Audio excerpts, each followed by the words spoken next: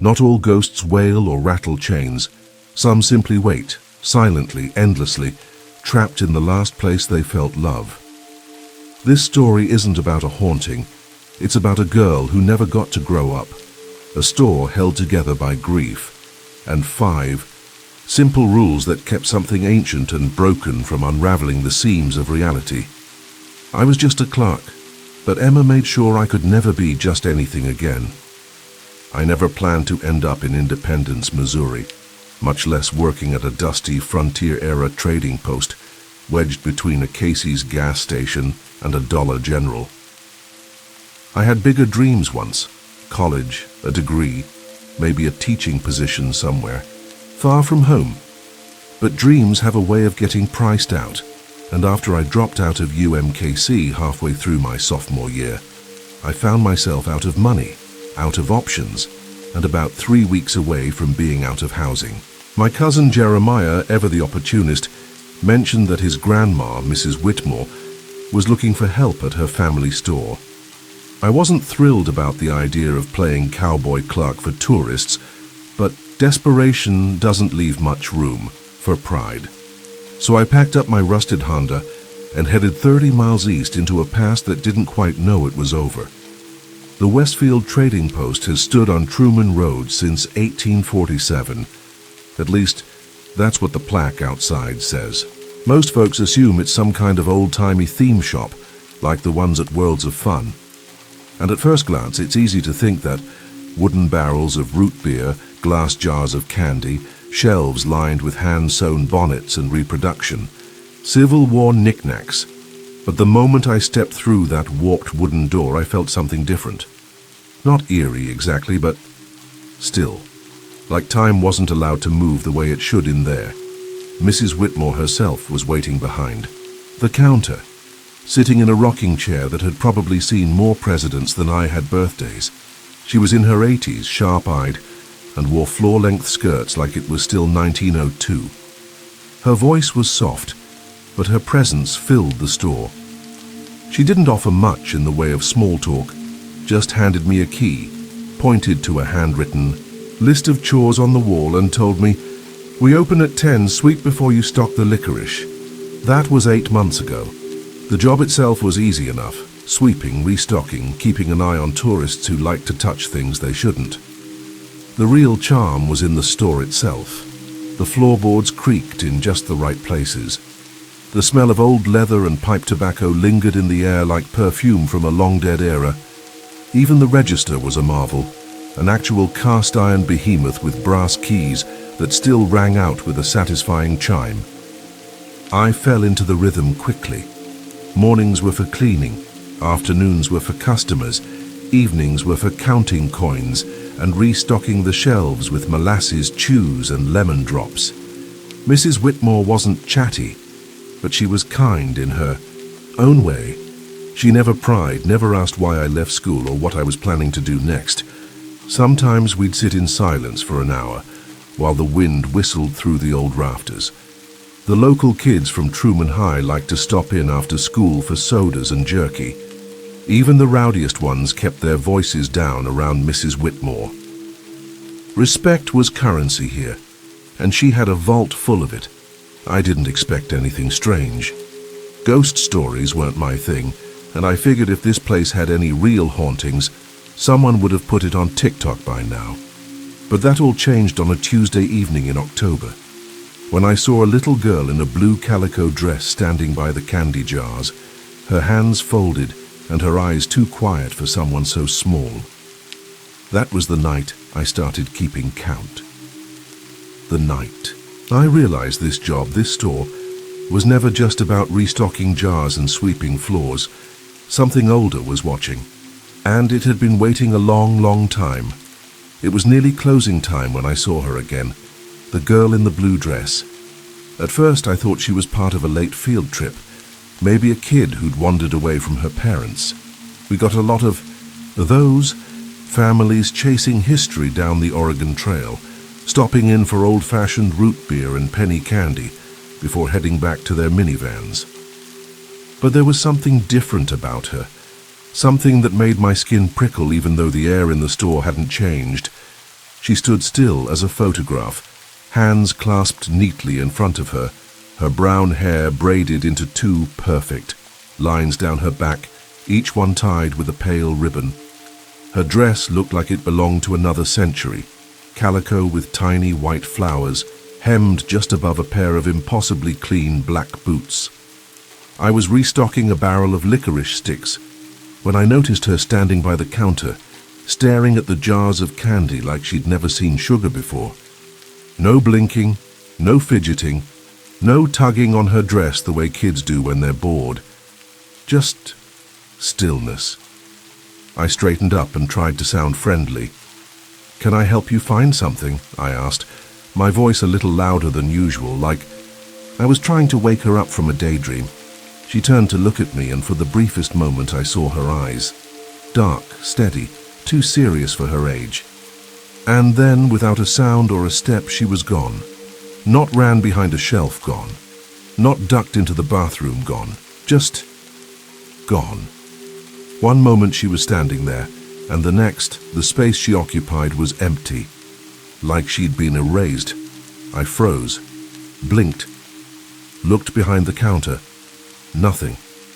I even stepped outside to see if she'd somehow slipped past me. Nothing but the usual traffic on Truman Road and the fading light of a Missouri evening. Maybe I imagined it, I told myself. Maybe it was a shadow, a trick of the dim light and a tired brain. I'd skipped lunch, had been up late the night before, still stressed about bills. Old buildings can do strange things to your mind, especially when the wind rattles the windows just right. But that explanation didn't hold up the next time I saw her, or the time after that. By the end of the week, she'd appeared 3 more times, always near closing, always by the candy jars, always silent. I started to notice little things. Cold spots that lingered near the display cases, the faint scent of peppermint even when the jar was sealed. Once I found a single stick of candy on the counter when I opened the next morning, placed exactly where a child's hand might reach. I hadn't stocked it. Mrs. Whitmore hadn't been in. There were no customers the evening before. Still, I kept quiet. I wasn't about to admit I was seeing ghosts, especially not to my boss. But she noticed. Of course she did. One afternoon, as I polished the brass keys of the register, she gave me a long look over her reading glasses and said, almost offhandedly, "You've seen her, haven't you?" I paused, unsure how to respond. "The girl," she continued. "Blue dress, neat braids, too quiet for a child." I nodded slowly. Mrs. Whitmore didn't flinch. Instead, she walked to a drawer beneath the counter and pulled out a folded sheet of yellowed paper. She placed it in my hands like it weighed more than it should. "That's when you need the rules," she said softly, "before she starts noticing you back." The paper in my hands was old, really old. Not the kind of fake antique parchment they sell at craft stores to make things look vintage, but the real thing. The ink had browned with age, and the handwriting was elegant and looping, the kind you only see in museums or letters behind glass. It smelled faintly of cedar and dust, like it had been tucked away in a box that time forgot. At the top, written in delicate cursive, were 5 simple lines. No explanations, no warnings, just rules. 1. Never acknowledge Emma directly when she appears near closing time. Pretend you cannot see her. 2. If the penny candy jars rearrange themselves overnight, do not return them to their original positions. 3. When the music box in the back room plays on its own, let it finish completely before entering that area. 4. The leather journal on the top shelf must never be opened by living hands. 5. If Emma ever speaks to you, close the store immediately and do not return until the next day. I read the list twice before I said anything. "Emma?" I asked, my voice barely above a whisper. Mrs. Whitmore gave a solemn nod as she settled back into her rocking chair. "Emma Hartwell. She was the daughter of the man who owned the original trading post here, back in 1846, before the fire." I looked at her. "But I thought your family built this place in 1847. She smiled faintly, a tired sadness behind her eyes. "We did, but we built it over the ashes of what was here before. The Hartwells ran the original post. When it burned, only Emma's spirit remained. She said it so plainly, so matter-of-factly, like she was talking about a broken window or a squeaky hinge. My mind scrambled for something logical, something rational, but deep down a part of me had already accepted it. I'd seen the girl, felt her presence, and the weight of that paper in my hands felt too real to dismiss. "I don't understand," I said finally. "What do these rules even mean?" "They mean survival," Mrs. Whitmore replied. "Emma's not malicious, but she doesn't understand the difference between now and then. To her, it's still the fall of 1846. She's still waiting for her papa to come back from his trading run." The image gutted me. A child frozen in time, caught in a loop of hope and heartbreak, waiting in the last place she saw him. The store wasn't just a building to her. It was a promise unfulfilled. I looked back at the list. "And the rules? Keep her calm? They keep the balance," Mrs. Whitmore said. "This store's lasted longer than most because we've respected that balance. 3 clerks before you didn't." I swallowed hard. "What happened to them?" "One broke the candy rule, tried to put everything back in its right place. The next morning he came in and found every jar shattered, the walls covered in chalk marks. Wrong, wrong, wrong, over and over again. I felt a chill move through me. Another tried to peek into the journal. Didn't even open it fully, just lifted the cover. 2 hours later, he started getting nosebleeds every time he stepped. Inside the store. After a week, he quit. Said the air felt too heavy, like something was pressing down on his chest. And the third? She ignored Emma. Not on purpose. Just thought the girl was a reenactor, part of a school trip. Said hello, tried to offer her a piece of taffy. Mrs. Whitmore paused, her eyes growing distant. Emma didn't like that. I didn't press for details. I folded the list carefully, hand slipped it into my apron pocket. My hands were colder than they should have been. "Do the rules ever change?" Mrs. Whitmore shook her head. "They're not just instructions. They're boundaries. A kind of agreement passed down through my family since my great-great-grandmother Sarah wrote them. As long as we respect them, Emma stays calm. She helps in her own way. She moves the candy so kids pick what they'll enjoy. She plays the music box when storms are coming. She watches." I thought back to the cold spots, the perfectly placed peppermint stick, the way the store always seemed cleaner in the morning than when I'd closed it. She wasn't just haunting the place. She was living here as much as any ghost could. I guess I should stop thinking of her as just a ghost. Mrs. Whitmore gave me a look that was both proud and weary. "She's more than that. She's the heartbeat of this place. But if her heart ever breaks, fully breaks, we won't be able to hold this place together. That's why the rules matter." I nodded slowly, feeling the weight of something ancient settle over me. This wasn't just a job anymore. It hadn't been since the moment I saw her standing by the candy jars. It was a promise, one I didn't fully understand yet, but one I had to keep. The rules weren't suggestions. That much became clear within the first week of receiving the list. I didn't plan to test them. No one who held that paper in their hands could mistake them for anything other than serious warnings. But the store had a way of tempting you. It lured you into forgetfulness. Routine dulled your caution. Until one day the candy jars were in the wrong place. It was a Friday morning when I unlocked the front door and felt something was off before I even stepped inside. The air was heavier, tinged with the scent of something vaguely floral like dried lavender and old lace. The light streaming through the windows hit the jars on the shelves just right, casting long shadows across the counter. Then I noticed it. The peppermint sticks had traded places with the lemon drops. The licorice had migrated 2 shelves down, mixed in with the horehound and root beer barrels. The entire candy display had been rearranged. I stood there, keys still in hand, debating. It would have taken me less than 10 minutes to put everything back. I could already feel the itch in my hands, the retail instinct to correct, to reset, to fix what was wrong. But Mrs. Whitmore's voice echoed in my mind. Do not return them to their original positions. So I left them. Around noon, a family wandered in. 2 parents, 3 kids, all noisy and bright, chattering about wagon trails and old-timey cameras. The youngest, a boy no older than 6, made a beeline for the candy. He barely hesitated before pointing to the very jar that should have held licorice. "Mama, look!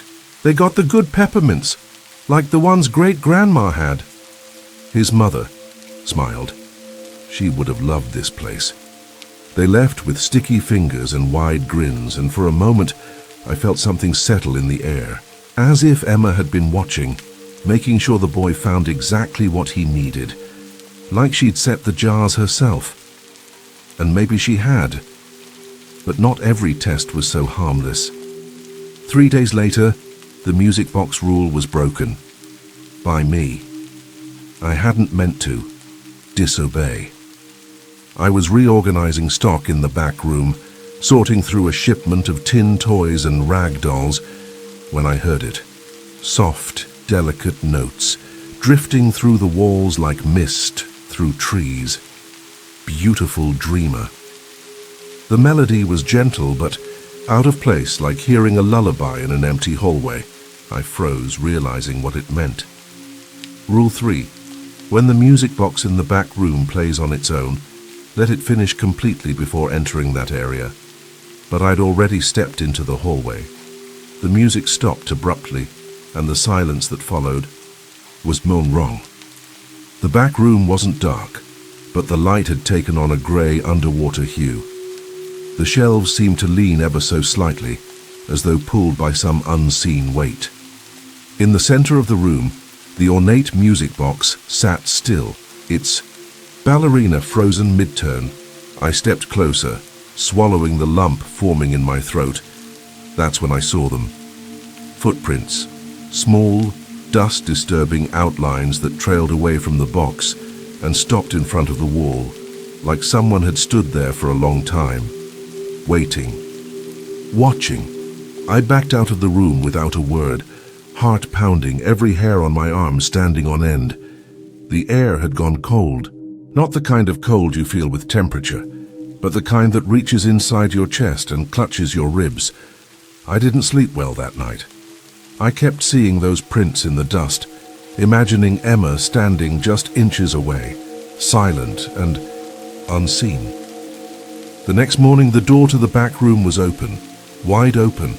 I was sure I had closed it. On the table beside the music box sat a single, old-fashioned peppermint stick. No wrapper, no label, just placed there, like a gift. Or a warning I didn't tell Mrs. Whitmore. I didn't need to. When she arrived later that morning, she paused near the doorway, her expression tight. "You heard the song," she said. I nodded. "You went in before it ended." I didn't deny it. Her sigh was long and tired. Emma's forgiving, but she always notices. The rules weren't about control.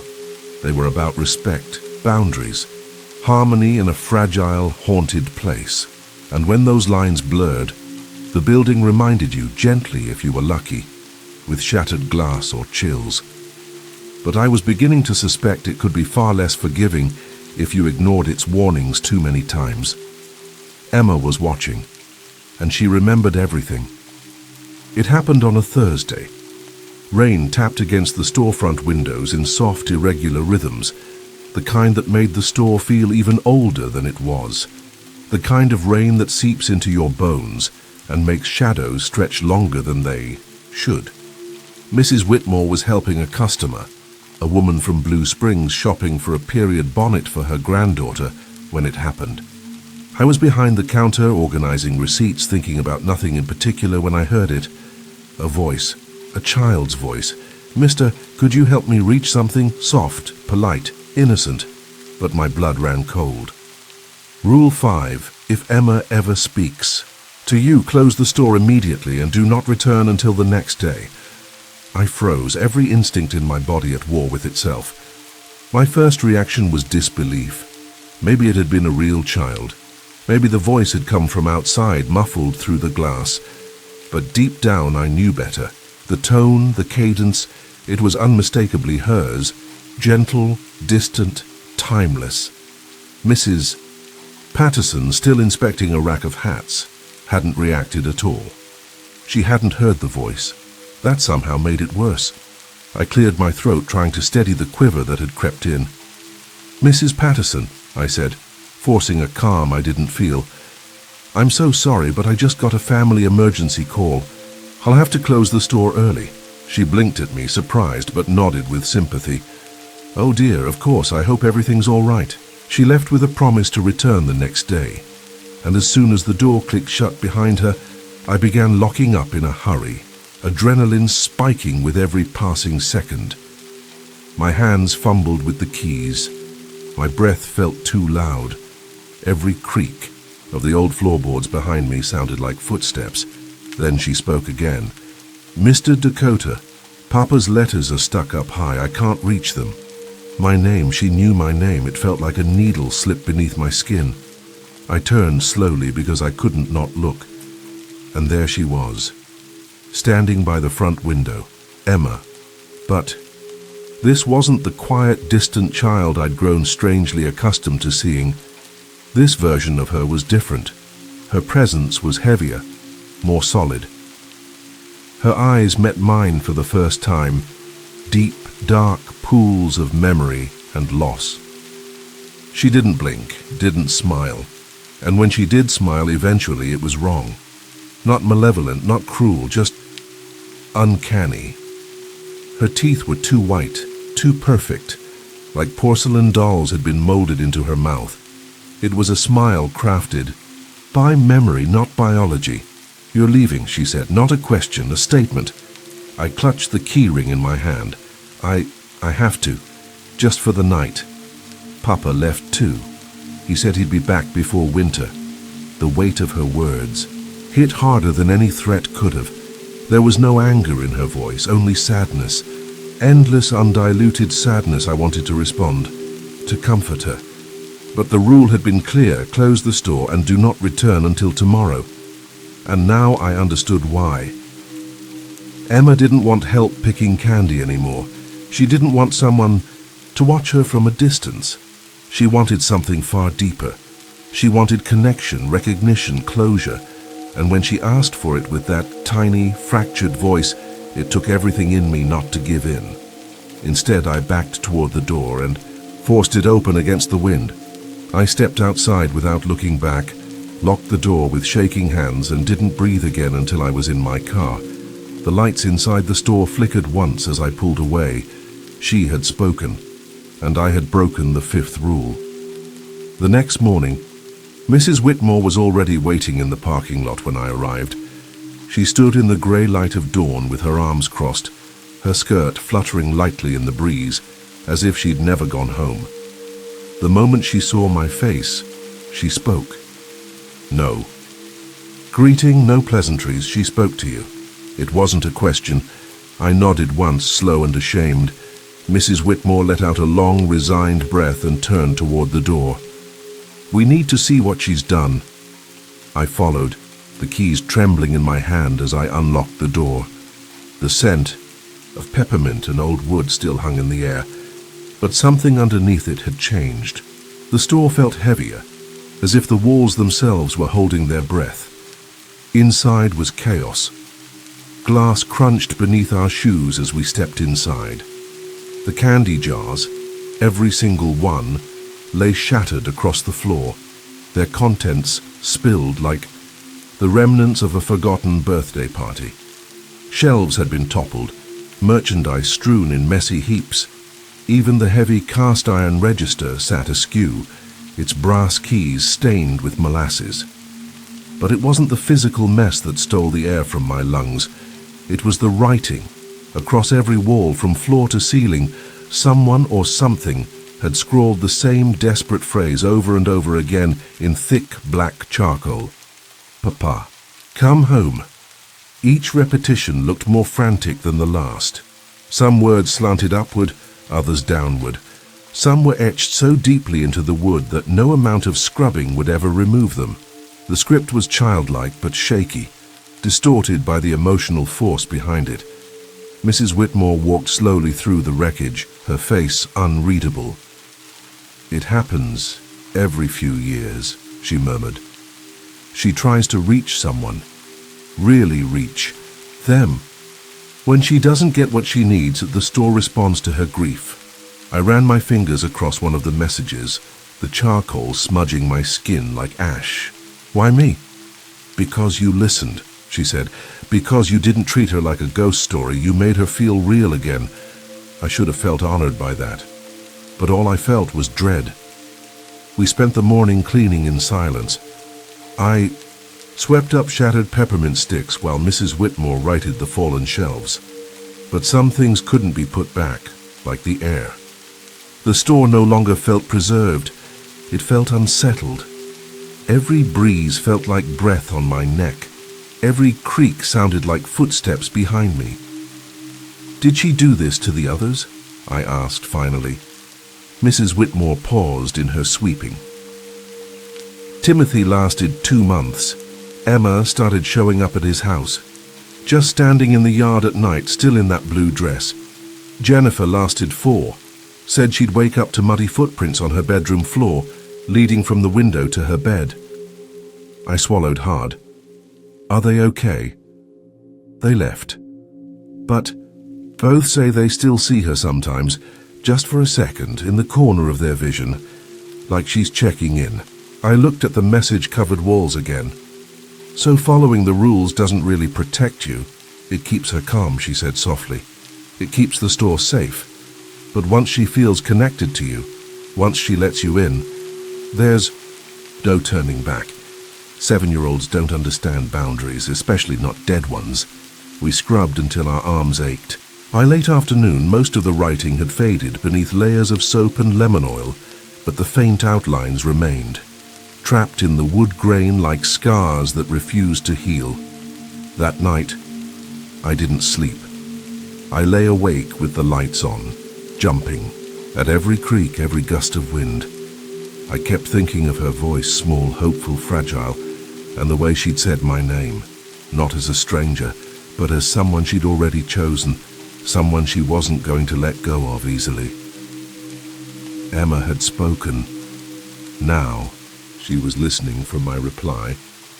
The store remained closed the following day. Not officially, we didn't hang a sign or notify anyone, but Mrs. Whitmore knew, and I knew, that neither of us could stomach opening the doors.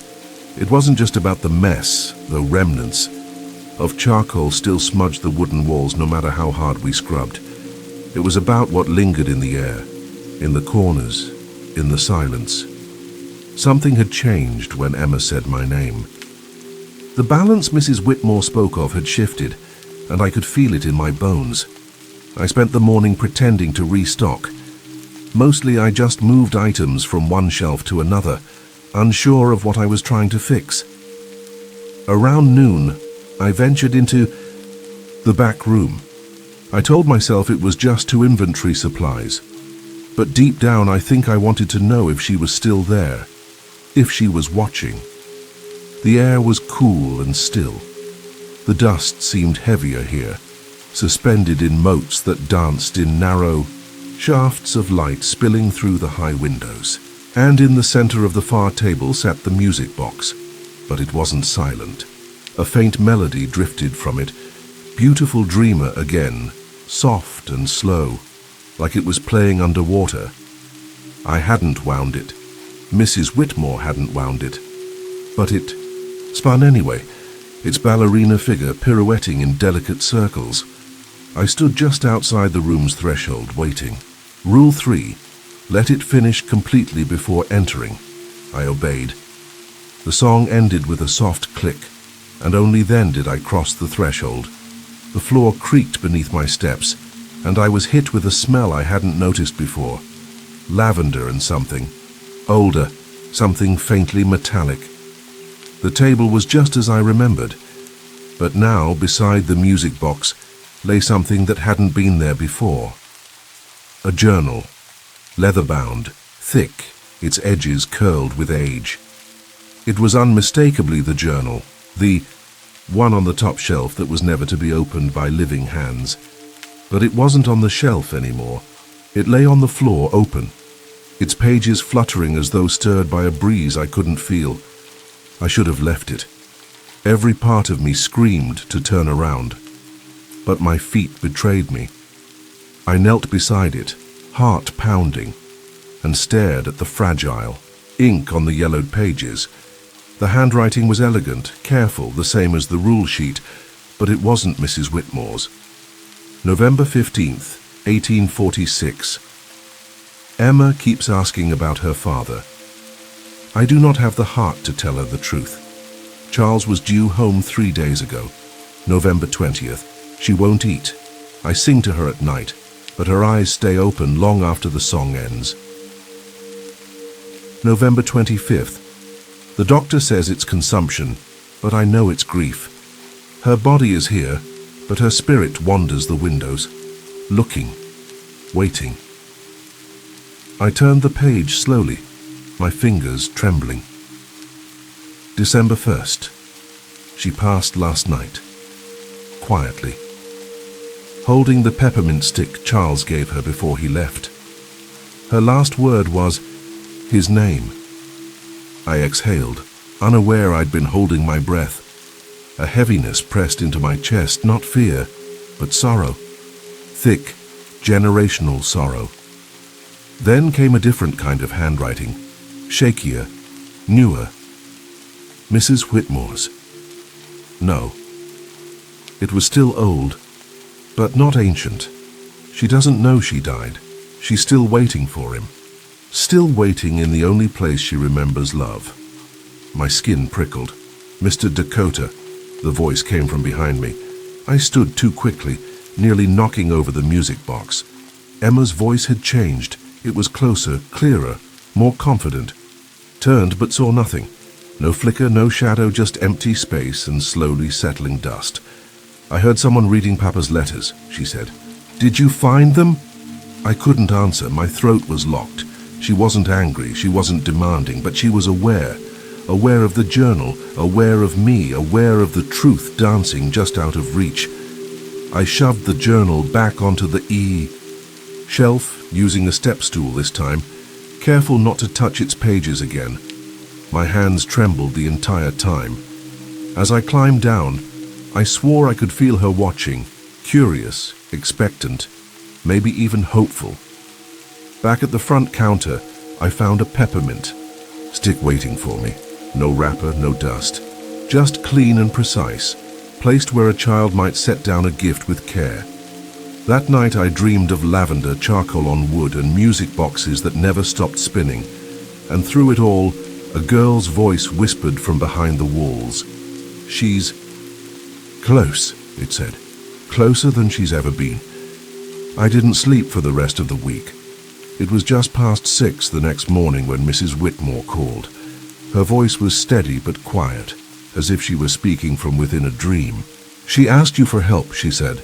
No preamble, no good morning. Just those 6 words, and I knew everything had changed. I told her about the journal, about the peppermint stick, about Emma's voice.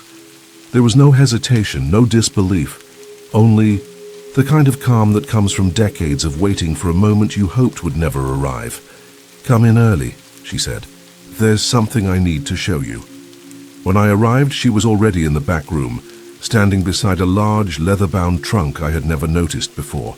It had brass fittings and bore the deep, worn marks of something that had been moved from place to place for generations. A dust sheet lay crumpled on the floor beside it. This belonged to Emma's mother, she said softly. Rebecca Hartwell. She opened the trunk with care, lifting the lid like she was opening a casket. Inside were relics of a life long, extinguished. Lace gloves, a tattered Bible, a child's bonnet, A pressed flower bouquet still faintly tinted with color, and at the very bottom, a bundle of letters tied with a faded blue ribbon. "These are Charles Hartwell's letters," she explained. "He wrote to Rebecca and Emma every week while he was away on his last trading run. Most were burned in the fire, but this one..." She lifted the top envelope. "This one arrived too late, 2 days after Emma died. Rebecca never opened it. She died clutching it, sealed." The air around us thickened as if even the room understood the significance of what we were holding. I took the envelope in both hands. The paper was yellowed, but the ink on the front was still legible. "To Mrs. Rebecca Hartwell and my little Emma. Independence, Missouri Territory." "She never knew," I murmured. "No," Mrs. Whitmore said.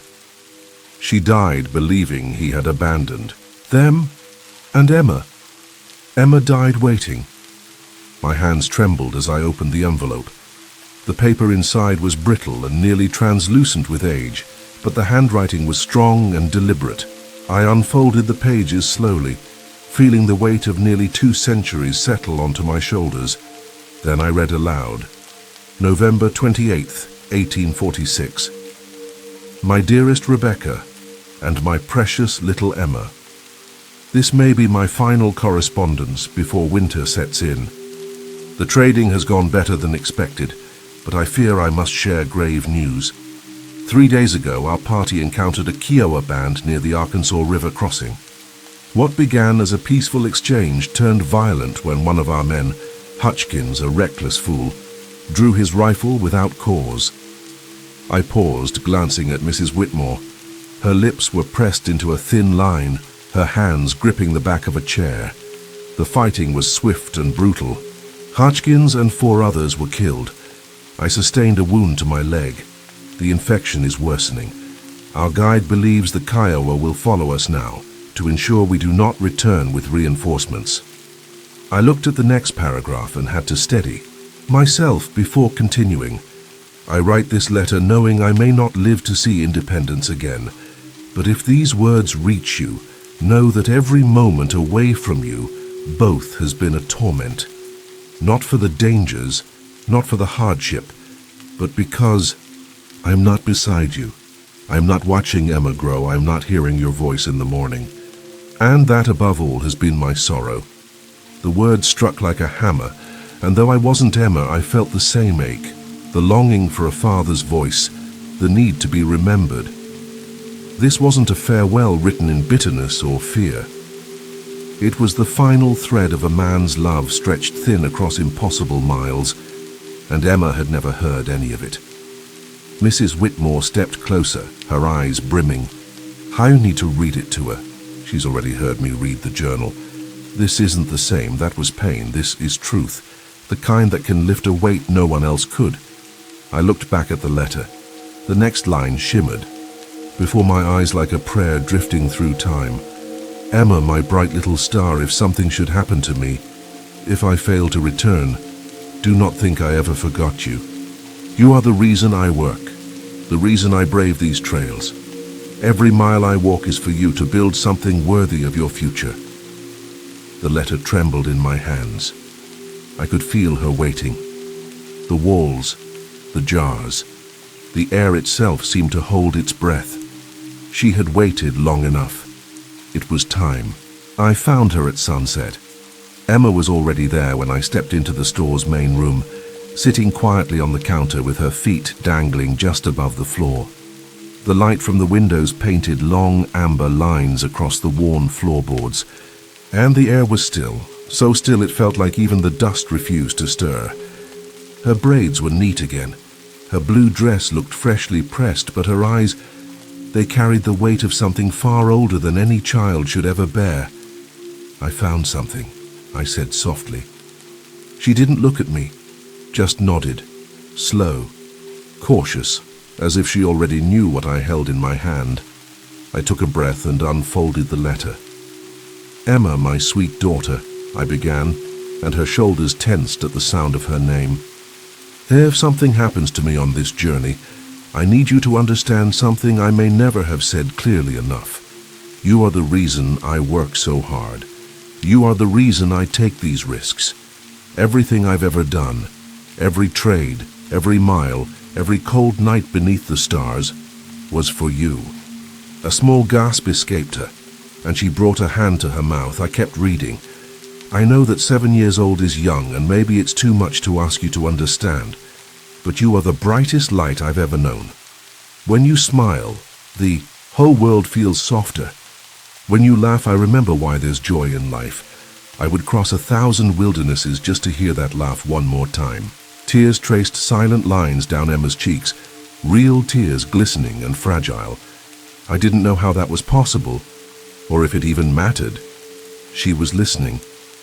"If I do not return, please do not believe I chose to leave you. I would never. You are my greatest treasure. And if I must die, let it be known that I died loving you and your mama with every ounce of my soul." She closed her eyes, shoulders shaking, and I gave her a moment before continuing. "Do not spend your life waiting for me, my star. Live, love, be brave, laugh loudly, grow up into the brilliant woman I always imagined, and if there is a life beyond this one, I will wait for you there. Not because I need you to follow, but because I want to see who you become." Her voice, when it came, was barely a whisper. "He didn't leave me." "No," I said gently. "He never stopped loving you." Emma's sobs deepened, not with rage or haunting sorrow this time, but with release, as if the grief she had clung to for nearly 2 centuries had finally been given permission to breathe. I folded the letter and stepped forward. "He wanted you to grow, to live." "I didn't," she whispered. "I stayed 7. I waited. I was afraid that if I let go, I'd forget his face, forget his voice." "You didn't," I told her. "You kept him alive. But now he's given you permission to let go." Emma slowly slid from the counter to the floor, standing with a stillness that felt sacred. She touched the letter like it was made of glass, then looked up at me with eyes that seemed just a little older, a little more sure. "I think I'm tired of being 7, she said. "I think I want to know what it's like to grow." The store seemed to respond instantly. A soft creaking filled the space. Not the usual groans of old wood, but something deeper, older, like the sigh of a building that had held its breath for far too long. The temperature wavered. Shelves shifted. The scent of peppermint grew stronger, laced with lavender and wood smoke, like someone had opened a forgotten memory and let it spill across the floor. Emma turned toward the door, but paused. "I don't know what happens next," she said. "None of us do," I replied.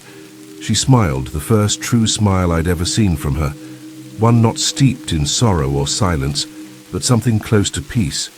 She took a step forward, and I swore the light around her shimmered. "I think I'd like to find out." And with that, Emma Hartwell, who had once been a ghost clinging to unfinished love, took the first step toward whatever came after waiting. Emma didn't vanish all at once. After hearing her father's words, something in her shifted. Subtle. At first, like the changing of a season you only notice after the leaves begin to fall. She moved through the store with quiet purpose, pausing at shelves, touching the worn surfaces of old toys and books as though saying goodbye to each one. Her form wavered slightly now, the edges of her presence shimmering like heat above pavement. But she was more present than ever, more real. She wasn't clinging, she was choosing. "I need to do something before I go," she said as she passed the front counter. Mrs. Whitmore and I followed her silently. No one spoke. The store, usually, filled with the gentle creak of timber or the distant hum of passing cars, had gone utterly still. Even the old wall clock had stopped ticking, frozen at 7:03 p.m. The time I realized Emma had first appeared to me weeks ago. She led us to the back room, past the music box now silent, its ballerina slumped and still. Time seemed to fold around her. Emma knelt beside a warped floorboard near the window, Without hesitation, she slid her small fingers beneath the edge and lifted it effortlessly. Beneath was a shallow compartment, a space no modern inspector would have ever noticed. Inside, wrapped in time-worn velvet, was a small wooden box. "This is where I hid it," she said, her voice distant but calm. "So Mama wouldn't throw it away." She opened the box and revealed its contents, a simple silver locket still bright despite the years, and a cluster of pressed flowers, roses and forget-me-nots, edges browned but miraculously intact. Emma lifted the locket with reverent care. "Papa gave me this before he left, said it was to keep his love close to my heart." Her fingers brushed the velvet-lined interior. "The flowers were from our garden, the spring before Mama got sick. I wanted to keep something beautiful. I didn't want time to ruin it." Mrs. Whitmore stepped closer and knelt beside her. "Emma, these flowers are over 170 years old. They should have turned to dust a long time ago," I added. Emma nodded. "I kept them perfect.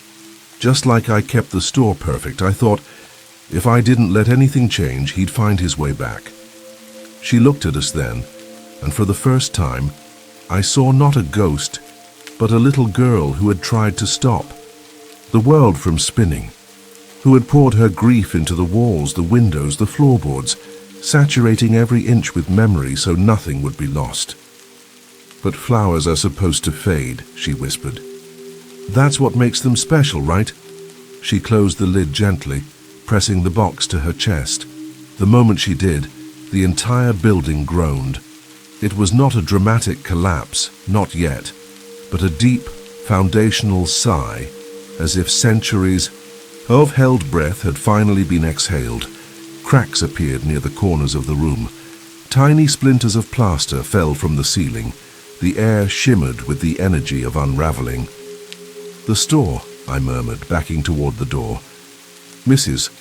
Whitmore's voice was calm, almost peaceful. "It's starting."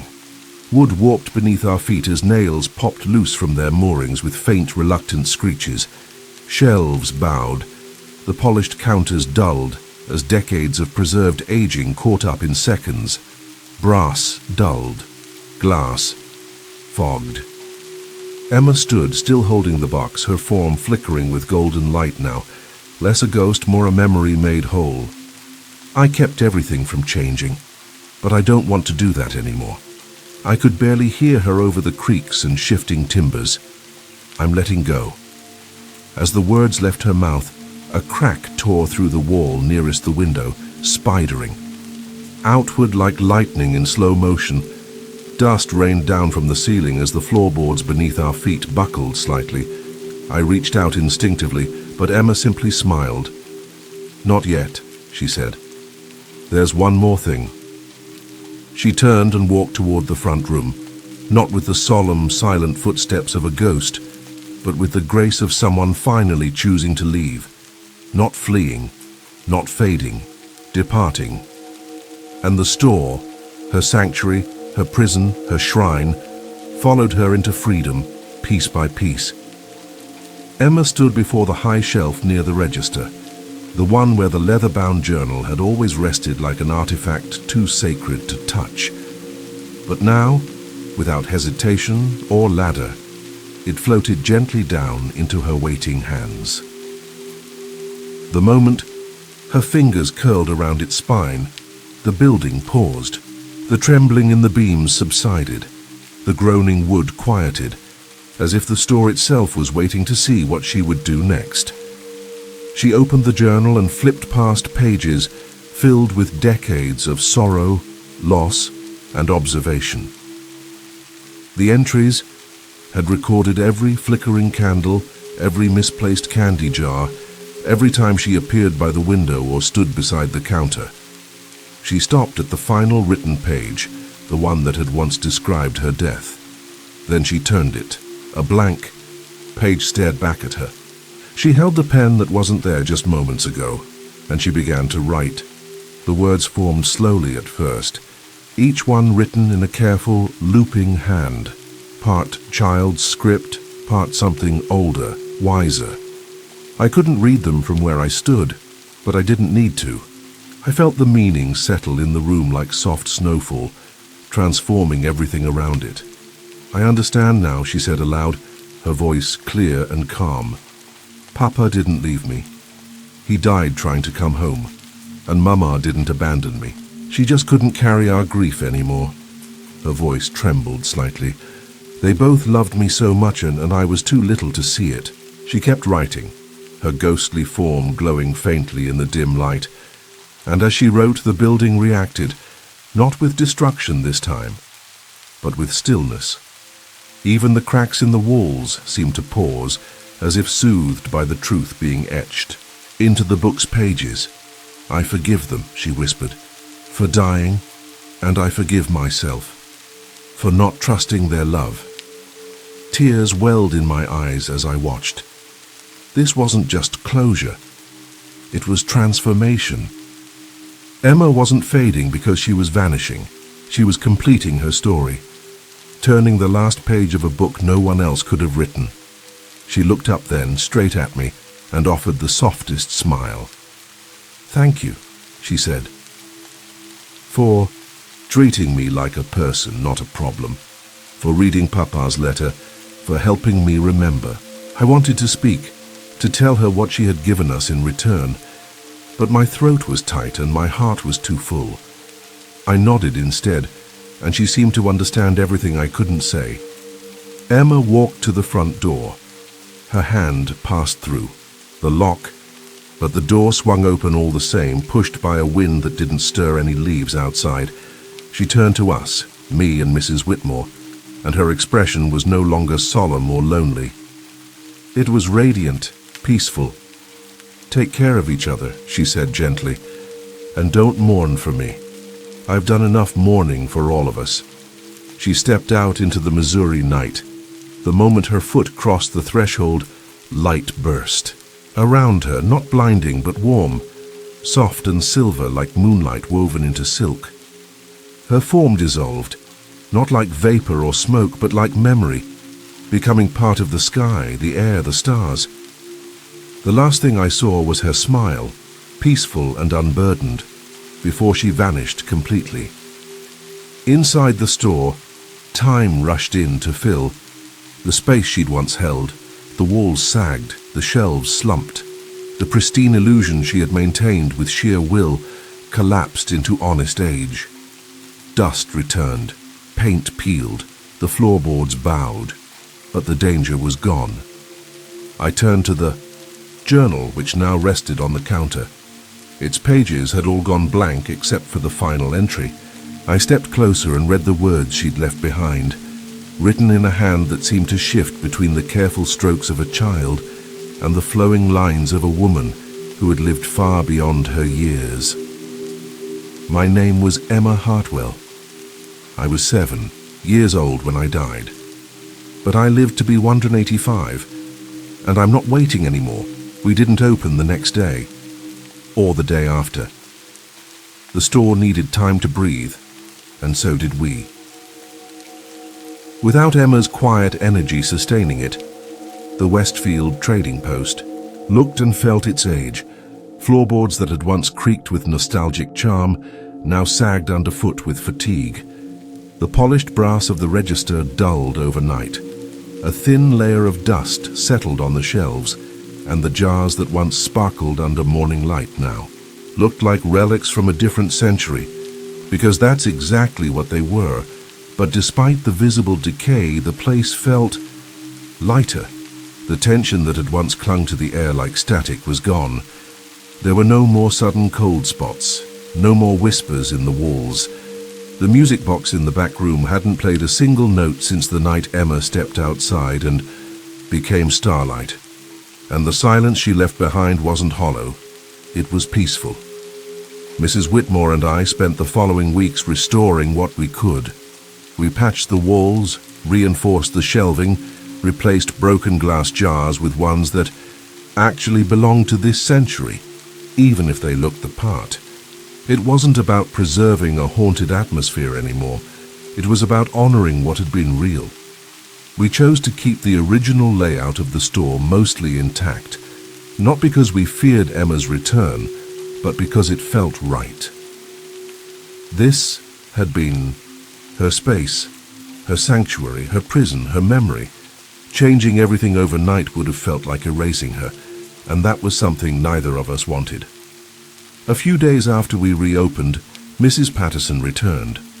She was surprised to find the store looking older, more worn, less kept. But after walking around for a few minutes, she smiled. "It feels warmer in here," she said, like the place finally took a deep breath. She wasn't wrong. Customers began filtering in, slowly at first, then in steady numbers. Many had heard rumors about strange lights, about crying voices, about the sudden silence that had followed. Some came out of curiosity, others just to see if the ghost stories were true. They weren't. Not anymore. Emma was gone. But she wasn't forgotten. On the counter beside the register, we kept her journal, closed, untouched. Next to it sat an old photograph, sent to us by Helen Morrison, a distant descendant of Charles Hartwell. She had visited a few weeks after Emma's departure, eager to walk the floor her family had once built with their own hands. She brought papers, letters, and one black and white daguerreotype. In it, a serious little girl in a calico dress stood beside a tall man with warm eyes and weathered hands. Emma and Charles, father and daughter, together at last. I didn't expect anything from Timothy Hawkins or Jennifer Walsh, the two former clerks who had left before me. But about 3 weeks after Emma left, a letter arrived from Colorado. No return address on the envelope, just a folded note that read Dakota. I heard something changed at the store. I haven't seen her since. No dreams, no shadows, no whispers. It's finally quiet. Thank you. A few days later, another letter arrived, this one from St. Joseph. Different handwriting, but the same message. Jennifer wrote of sleeping soundly for the first time in years. The muddy footprints by her bed had vanished. The soft weeping she'd once heard in her dreams had stopped. Emma's echoes had gone silent, not because she was forced out, but because she had finally been heard. And yet there were moments, fleeting, delicate, when I still thought I could feel her presence. Not as a ghost, not as a haunting, just a memory that lingered sweetly in the corners, when sunlight struck the window just right, when a peppermint stick was left forgotten on the counter, when a child wandered in with wide eyes and old questions. One afternoon, a little girl with dark braids came in holding her mother's hand. She stared at the counter, then at the photograph, and asked, "Did a kid really live here a long time ago?" I nodded. Her name was Emma. This was her father's store. Did she die? I hesitated, then met her gaze. She did, but she was happy here. She was loved. The girl smiled softly, and that was that. Kids don't need elaborate explanations. They know what matters. Love, loss, memory, hope. They can hold all those things without needing to name them. After they left, I stood behind the counter in the fading afternoon light, looking at Emma's journal. I didn't open it. I didn't need to. I already knew what the last line said. I had read it a dozen times. I would probably read it 100 more. I'm not waiting anymore. And neither were we. We weren't haunted. We were blessed with a story, with a reminder, with a chance to carry something beautiful forward. Emma wasn't just a ghost. She had been a little girl who loved her father, who waited with all the hope a heart could hold, who protected what he left behind until someone finally told her she could let go. Now the echoes that remained were not mournful. They were grateful. It's strange how something as simple as a quiet room can change your life. The Westfield Trading Post is quiet now, not with the heavy silence of a haunted place, but with the warm hush of a home that remembers. We don't play music. We don't pipe in artificial smells. The creaks in the floorboards aren't hidden or corrected anymore. They're part of the store's voice, its old bones adjusting, stretching, settling into peace. Emma isn't here, but she's everywhere. There's a brass plaque by the front door now. It doesn't mention ghosts or rules or tragedy. It reads in memory of Emma Hartwell, 1840, 1847, the heart of this home. She waited with love.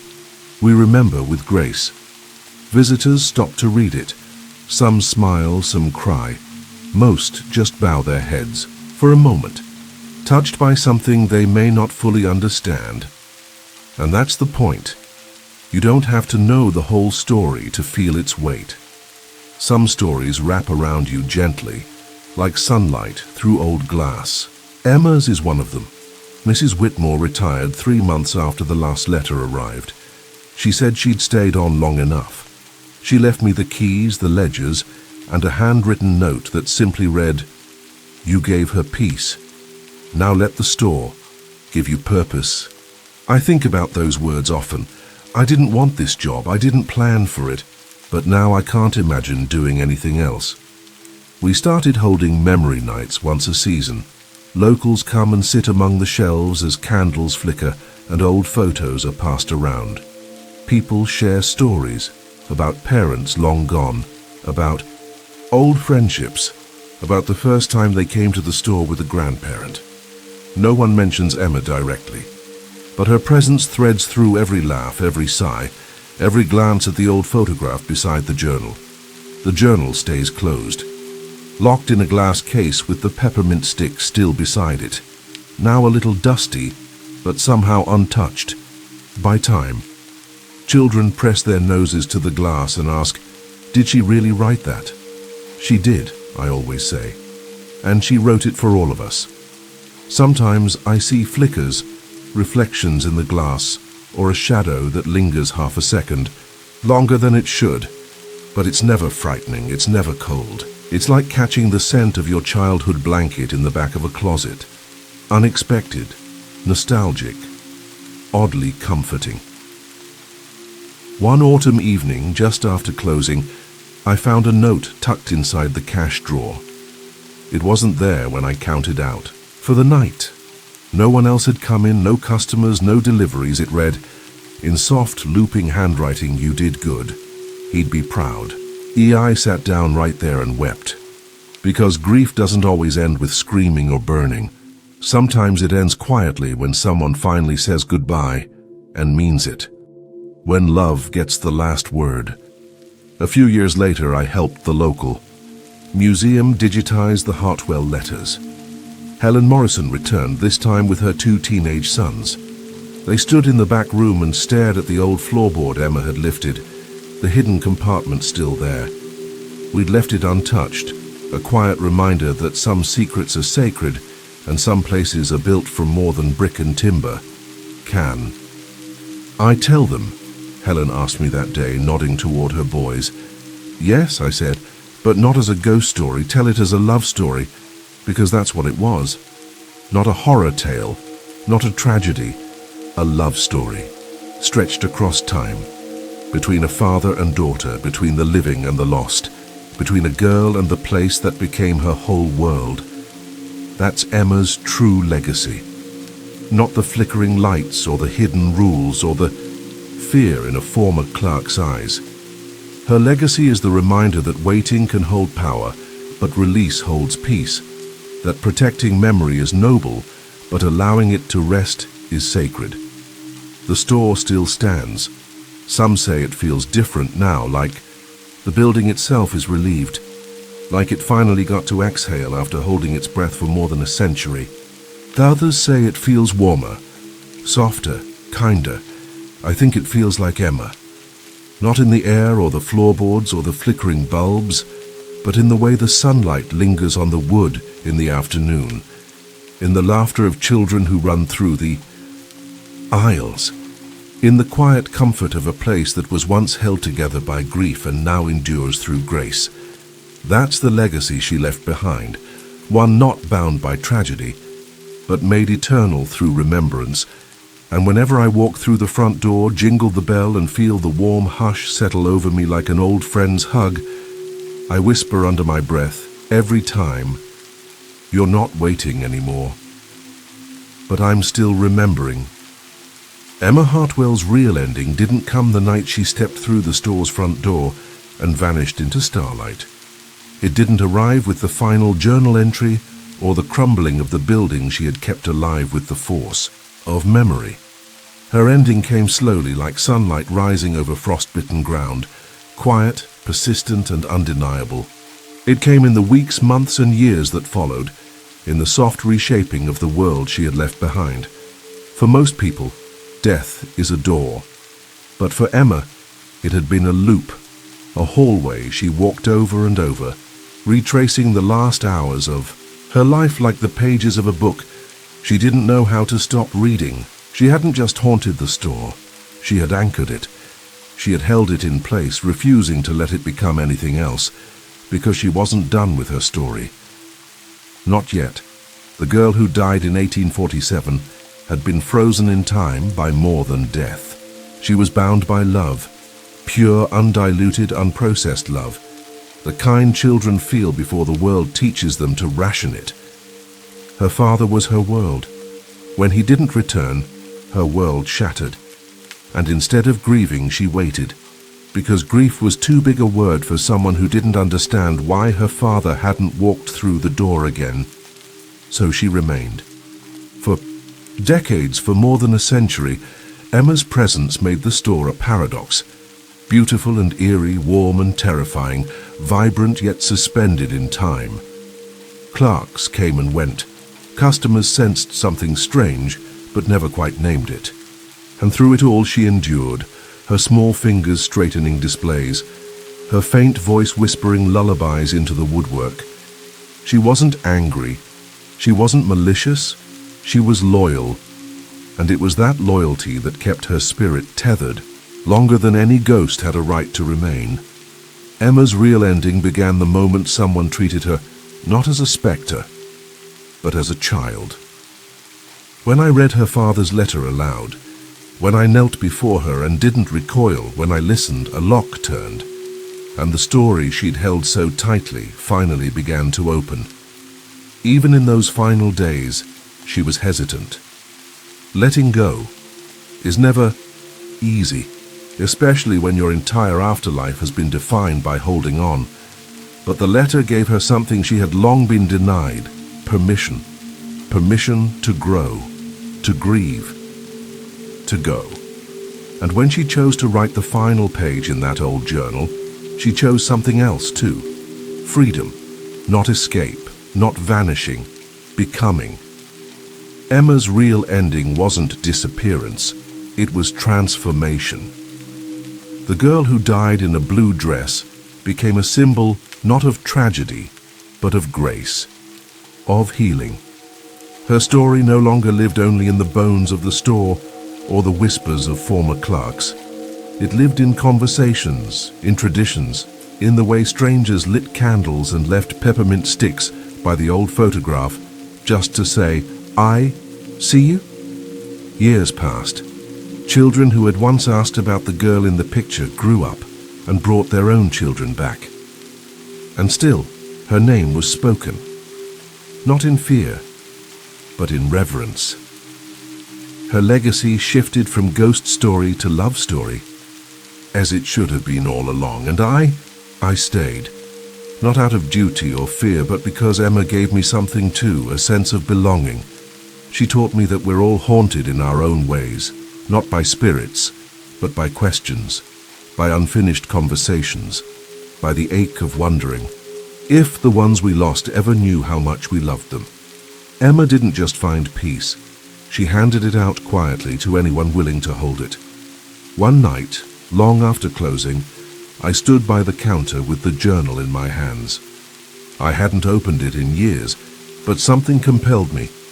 I flipped to the final page, the one she had written. Below her last line, written in a hand not quite hers, not quite mine, was a single new sentence. He's waiting too. But he's not sad anymore. My chest tightened. I didn't know how the ink had appeared. Maybe it had always been there, invisible until I was ready. Or maybe, just maybe, it was Emma's final gift. Because love Real love doesn't vanish when we die. It lingers, it echoes. Not to haunt us, but to remind us. Emma's real ending wasn't about leaving, it was about what she left with us. She waited with hope. She left with peace. And she lives on, not in shadowed corners, but in every place where love once was and still is. Thank you for venturing into the darkness with us. If these stories sent chills down your spine, don't keep the fear to yourself. Leave a comment, smash that like button, and share this video with someone who dares to listen in the dark. We release terrifying true stories every week, so be sure to subscribe and turn on notifications so you never miss what's lurking in the shadows. This is High Scare Stories, where nightmares don't end when the video does. Until next time, stay safe and stay scared.